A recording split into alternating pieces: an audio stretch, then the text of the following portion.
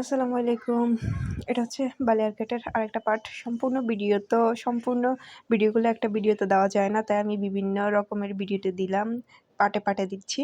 তো এটা হচ্ছে লাইব্রেরি সেকশন। এখানে ছোট ছোট কিছু মিরর আছে। মিররে নিজের কুখ্যাত চেহারাটা একটু দেখালাম, ভিডিও করলাম। আর এইটা হচ্ছে কিনা মার্বেল।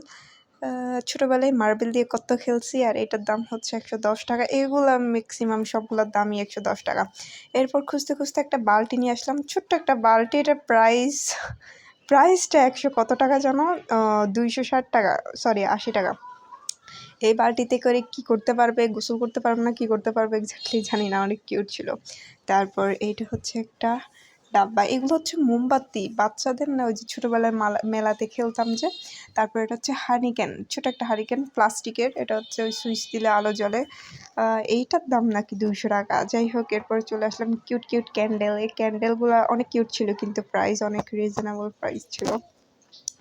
200 করে 300 করে, এখানে অদ্ভুত প্রাইস। এরপরে সেই প্লাস্টিকের ব্যাগগুলা, মানে অনেক পাতলা, আর এখানে কি ঢুকবে, একটা জামা ছাড়া আর কিছু ঢুকবে না। তারপর চলে আসলাম পুতুলের সেকশনে। অনেক কিউট কিউট পুতুল ছিল। পুতুলগুলো অনেক কিউট ছিল, অনেক সফট ছিল, কিন্তু প্রাইস ছিল 720 টাকা। আমাদের এত অকাত ছিল না, তাই কিনি নাই।